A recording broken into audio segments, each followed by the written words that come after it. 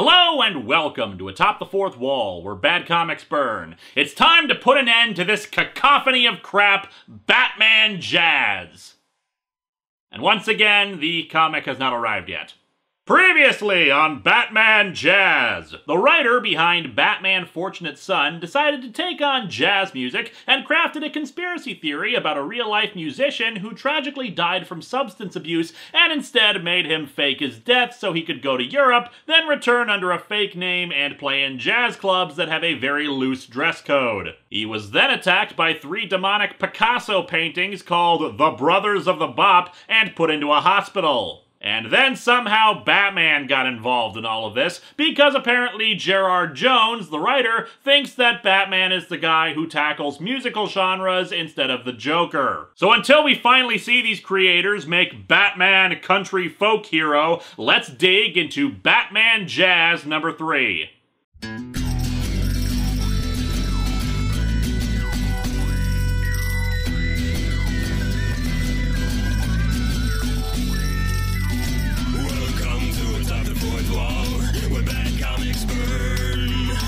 Linkara's gonna teach you all a lesson you won't learn. Brodsky, you're not the smartest. Life out, you're not an artist. Anyone who's had a bad comic published, it could be your turn. Linkara, he's a man punch, wears a birdie hat. Linkara, he has a magic gun. Where'd he purchase that? Linkara, coins, robots, Amazon and trucks. Linkara, this comic sucks. Linkara.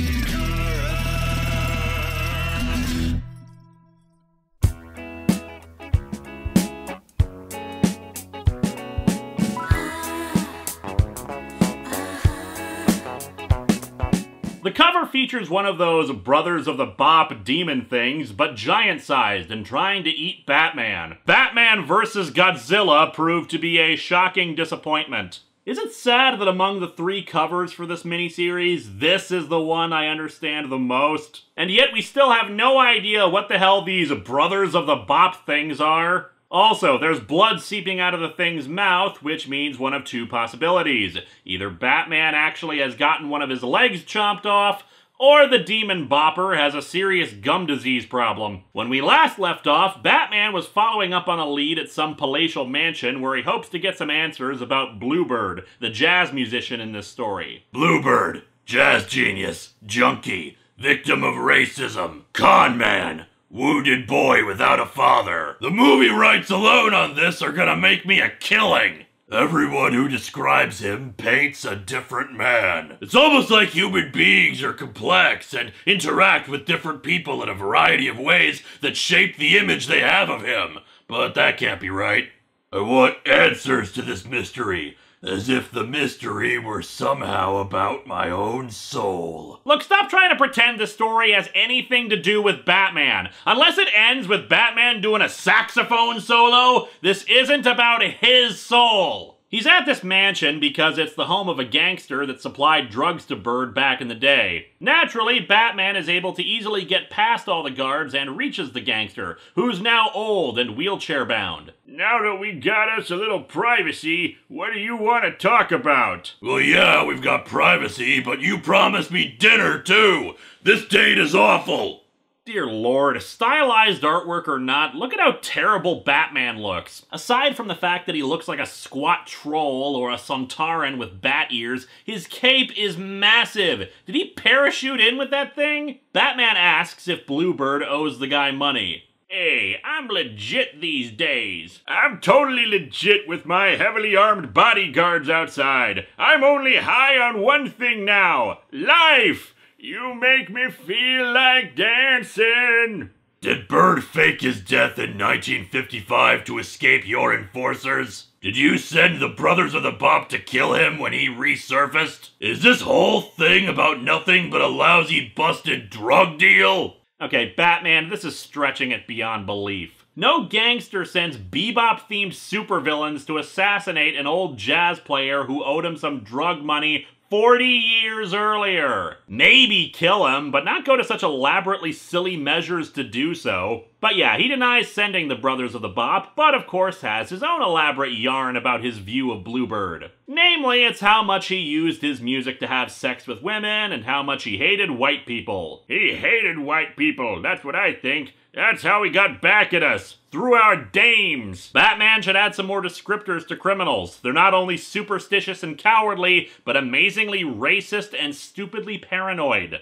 Buzzy Treadwell, he knew what his bread was buttered with. He got rich off white people. He was the creator of Friends? The gangster states that Buzzy Treadwell, the guy Bluebird got into a fight with on stage in their final public performance, is the one who actually shipped Bird off to Europe and helped fake his death. It wasn't the drugs that had done him in, but Buzzy had slipped him something to make it look like he was dead. The gangster agreed to help, figuring it would mean setting Bird up with his French connection, who would in turn owe him a favor for sending him a big spender. At the very least, it might make for a decent Gene Hackman movie.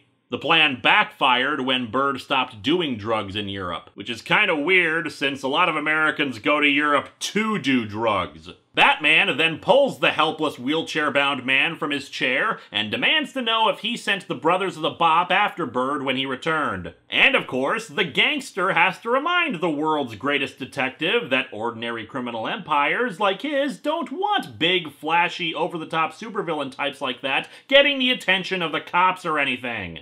Good lord, Batman, did Strife loan you his cape? Why is it extended so high up off your shoulder? Hell, why is your shoulder halfway up your head? Is your head sinking into your neck? The gangster suggests that maybe Buzzy Treadwell decided to try killing Bird, and Batman swears he'll be back if he's lied to him. Hey, you think Al Lucha cares about one little musician? I ran the whole uptown scene. I elected mayors in this town, governors, senators, presidents, United Nations Secretary Generals. Bow down before me! Hell, I helped the OSS with the invasion of Sicily in '45. There wouldn't be no CIA without me. I was big then. And we see him, alone and small, in his large room. Aw, it's really sad and pathetic that the criminal drug kingpin isn't as important anymore. Why did we need to end the scene like this? Batman returns to the hospital, hoping that Bird is strong enough now to answer some questions, but finds the Countess in the middle of trying to move him to her apartment to try to take care of him in privacy.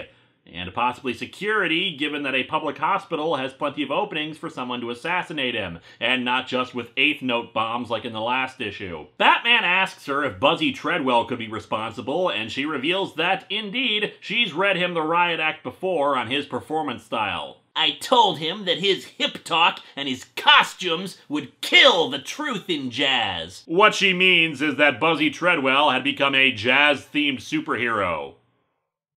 Little saxophone-shaped projectiles. Batman swings off to go confront Treadwell, who, to add further evidence to him being responsible, is back in town after a European tour. Okay, so he's back by sheer coincidence at the same time that the Countess managed to recognize Bluebird in a club and start an assassination scheme upon him? Yeah, spoilers, Buzzy's not responsible either, so everything that we've beheld so far is just the most convenient cosmic alignment in history. The stars probably formed into a saxophone constellation or something. Time for Batman to wax poetic a bit more, this time about Buzzy's trumpet playing in the club he's in. I'll give the comic this: the descriptions of the music here, despite lacking any actual notes, do paint a very clear picture in your mind what it likely sounds like. The cool control of Bird spoke to my own heart. Buzzy Treadwell rides a tiger that I never dared set loose. Ironically, he's playing a jazz-themed version of Eye of the Tiger. Batman confronts Buzzy after the concert. Man, I thought they made you up, but Buzzy should know that the most delightful possibility is always truest. Look at you there with that crazy cape and those little slits for eyes. Yeah, I swapped out my mask for one that wasn't quite finished yet, so I'm kinda having a hard time seeing you right now.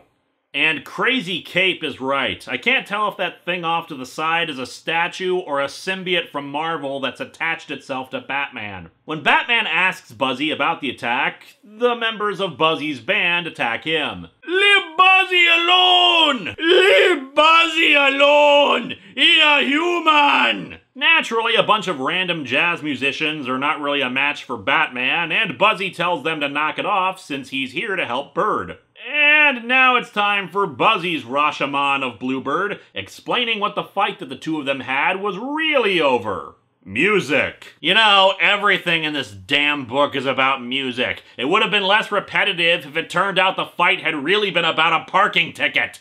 It turns out that area in the park where Batman first found Bird used to be a club, the one where Bird had first become a musician and discovered his style. Buzzy says the drugs were to quiet the other pain in him, but that it was getting in the way of his ability to make music instead. The fight they had was when Bird was having trouble finding the beat that they were playing, and when Buzzy suggested the band slow down to let him catch up, Bird took offense. They had always struggled to keep up with him, and now he was having trouble. Buzzy left the stage that night to try to shake Bird out of his funk and make him realize what he was doing to himself. Unfortunately, instead, he went to the Countess's place, got high, and nearly overdosed. The Countess, in turn, called Buzzy in. Look what you have done to Jazz! Lady, your first instinct when your greatest love was dying was to call his bandmate to wag your finger at him? You're kind of an idiot, aren't you? Buzzy isn't a damn puppy. Call the hospital! Bird was still alive and asked Buzzy to get him out of the country so that he could try to rebuild his life elsewhere. He did so and made sure to keep it secret from the Countess. Not surprising, considering she cared more about thumbing her nose at Buzzy than helping the dude. Coco would have dug her claws in somehow, gummed it up. She said I was bad for Bird, and she'd do anything to prove she was right. You did not want to watch Mythbusters with her. She smashed in 2 TVs when she disagreed with the conclusions they made. So yes, with this bit of information, the truth stands revealed on the next page. The Countess is the culprit, as she starts monologuing to the half-conscious Bird. You were about to destroy yourself in ways far worse than death. Commuting to the suburbs, watching television, sagging into middle-class respectability just as the world wanted. How dare you make decisions about your own life? The fight with Buzzy broke you. You were mumbling about cleaning up. You were abandoning the tortured quest for truth. The truth, which could only be found through playing a saxophone and doing drugs? So don't you con me with your mind expansion slop. I deal with kids every day. I try to clean up the mess that people like you make out of them. I'm the expert here. You're not. She also admits that it wasn't a drug overdose that did him in all those years ago, but pills she had slipped into his drink to try to kill him. It wasn't a strong enough dose, and now she intends to inject him with a poison to finish the job. Look at you, an old man. You could have been tragic youth. The flame snuffed too soon that shows us all the cruelty of the world. We needed you to be that. To show them the true meaning of jazz. So the true meaning of jazz is YOLO? Well, you still can. Few know that Willie Little is Bluebird. If my boys silence those few, your legend will remain intact. So, with this latest reveal, let me share a revelation of my own. Batman Jazz and Batman Fortunate Son are the same damn story! Both are about a highly artistic musician praised for their artistry and lack of want for money. Both feature someone who could be considered a close friend trying to destroy them because they feel that the musician is better as a martyr to their art rather than continue on living and potentially sully that artwork. Both feature wild conspiracy theory rewritings of history, Charlie Parker's Life and Death for Jazz, Sid Vicious and his girlfriend and Fortunate Son. And both involve lots and lots and lots and lots and lots and lots and lots of pretentious preening about the music and how good they're supposed to be, as if their bodies were forged by the heavens. We'll get into this a bit more later, but in the meantime, more crazy. You have to understand, Blue. You have to be grateful to me. Because I love you, Blue. I'm the only one who loves the true you. He's my lover and I have to kill him. Fortunately, Batman arrives in the nick of time to stop her. The Countess summons the Brothers of the Bop, revealed to be her entourage, who would normally be wearing masks.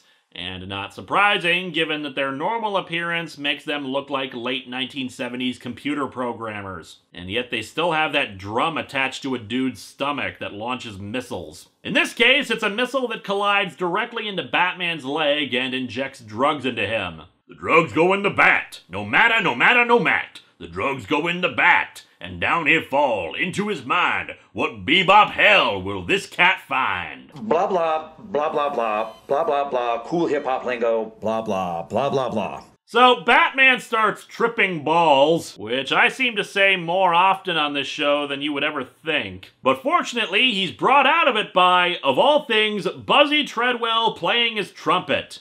Jazz? Yep, nothing like a little bebop to wake a man up. You heard it here first, folks. The cure to drug addiction is jazz music. Unfortunately, as the A-Team showed us, even jazz can be a drug. He's on the jazz, he's on the jazz. Bebop, bebop, bebop killed Bluebird! And Rocksteady helped! Apparently, during Batman's drug trip, the Brothers of the Bop got in full costume, making me wonder how, if they had enough time for that, they didn't just kill both Bluebird and Batman, but whatever. Batman and Buzzy promptly kicked the crap out of them. Buzzy apparently has superpowers too, or at least his clothes do, since they have the magical ability to keep their pattern vertical no matter how he moves his body. Bird regains consciousness and asks for his saxophone back. Don't play, Bird! Don't play! Jazz is dead! So, like, no other jazz musicians ever interested you? It was only Bluebird, he dies, and the genre dies with him? Come to think of it, what exactly are you the Countess of? Never, Coco baby, never. Only what you think jazz is. Then what is jazz? Someone tell me, what is jazz? The best weapon in the war on drugs, apparently. Yes, it's like Louis Armstrong said. If you gots to ask, you'll never know. I prefer a different Armstrong quote. All music is folk music. I ain't never heard a horse sing a song. With the Countess and the Brothers of the Bop taken, we bookend the series with the same narration Batman started with in the first issue. This is Uptown, where sounds in the night usually lead me to violence and pain. Well, considering what happened over the last few issues, that's still true. Batman says his farewell to Bird, asking if he's going to stick with his pseudonym or return to his real name. He says he's sticking to the pseudonym since he doesn't want people listening to him just because he's a famous junkie or a guy who came back from the dead. I wore a lot of masks in my life. I guess you found that out. Yes, although I remain confused about the mask made out of grass. Look, it was for this ACI educational short thing and I regretted every minute of it. But there's a time when you don't need the mask anymore. You catch that tune at the heart of things. You play it. Then other people play it with you. And you don't have to be alone anymore. That's jazz. But I thought jazz couldn't be explained or defined. Or is it that it's only okay to explain it as long as nobody asks first? And so our comic ends with the punks from the first issue who had attacked Bird returning. It seems the kids just want to play their music and got rid of their friend who had a gun before. And thus the generations bond, playing their boombox and the saxophone at the same time together. And all while Batman watches and listens, huddled between two gargoyles. God, why didn't I wear the bat thermal underwear today? It's freezing out here!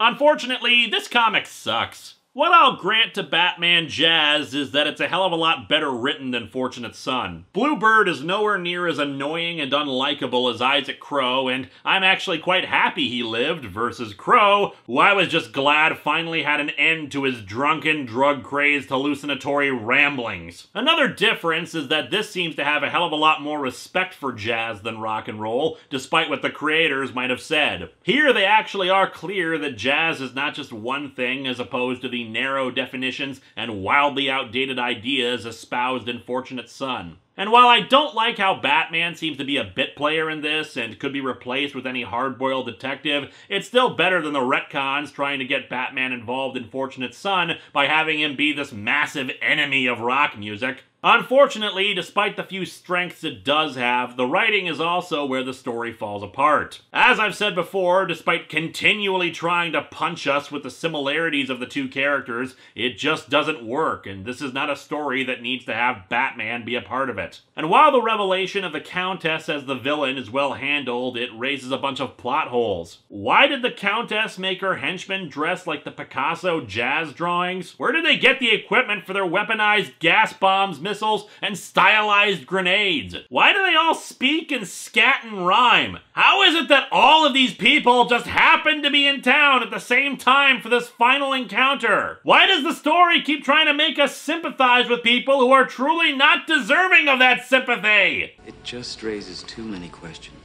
Artistically, for something that's supposed to be about the energy and beauty of jazz, they could not have picked out a worse artist for it. I get the pencils being more stylized, but the colors are terrible. Everything is murky and washed out and dark and unpleasant to look at. If the art was supposed to represent jazz, you made jazz completely unappealing. I may not know what jazz is, but I know what I like, and this is not it.